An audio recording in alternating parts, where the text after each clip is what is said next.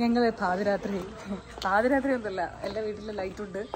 എവിടെയൊക്കെ ബിഗ് ബോസിൻ്റെ ശബ്ദം, പ്രഷർ കുക്കറിൻ്റെ ശബ്ദം ഒക്കെ കേൾക്കുന്നുണ്ട്.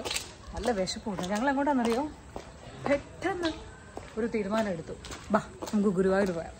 കാരണം എന്താണെന്നറിയോ, ഈ യാത്രകളുടെ കാര്യത്തിൽ പ്ലാൻ ചെയ്തൊന്നും നടക്കില്ല. നിങ്ങൾക്ക് എന്നെ കണ്ടുകൂടല്ലോ, പക്ഷെ എന്നെ കേൾക്കാം. അതാണ് ഞാൻ.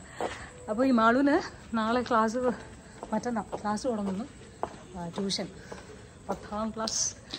സോ അതിന് മുമ്പ് ഒരിടത്തും കൊണ്ടുപോയില്ലെന്ന് പറഞ്ഞാൽ പിന്നെ എന്നെ വേഗം കൊല്ലും. ആരെപ്പോലും ജാൻമണിയെ പോലെ. അപ്പോൾ അതുകൊണ്ട് അങ്ങനെ വേണ്ടാന്ന് വിചാരിച്ചിട്ട് പെട്ടെന്ന് അപ്പൻ്റെ അമ്മയടുത്ത് പോയി പറഞ്ഞു, നമുക്ക് ഗുരുവായൂർ പോകാം. അവർക്ക് പിന്നെ ഷോപ്പ് കാര്യങ്ങളൊക്കെ ഉണ്ടെങ്കിലും ഞങ്ങൾ കുറേ നാളുകൊണ്ട് പറയുന്നതുകൊണ്ട് പോകാമെന്ന് പറഞ്ഞു.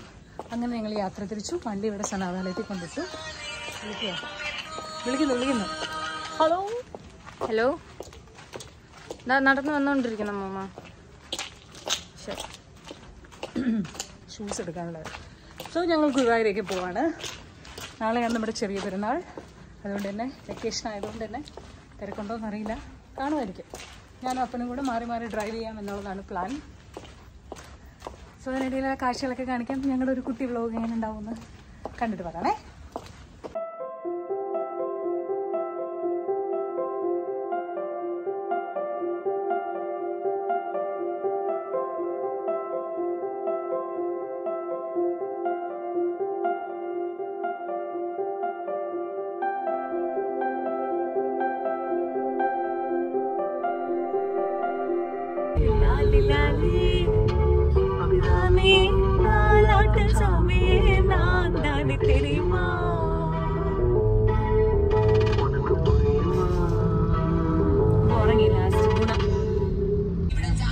അമ്മ ബിഗ് ബോസ് കാണും.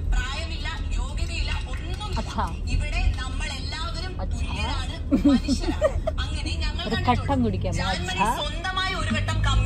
നമുക്ക് കട്ടൻ കുടിക്കാം.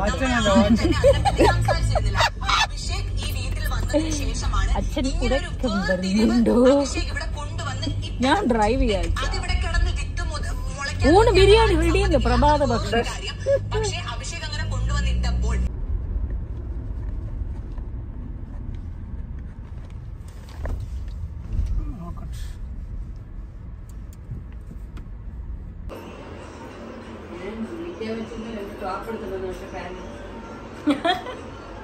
എടുത്തു ചാടിയുള്ള വരവായതുകൊണ്ട് തന്നെ ഒന്നും എടുത്തിട്ടില്ല.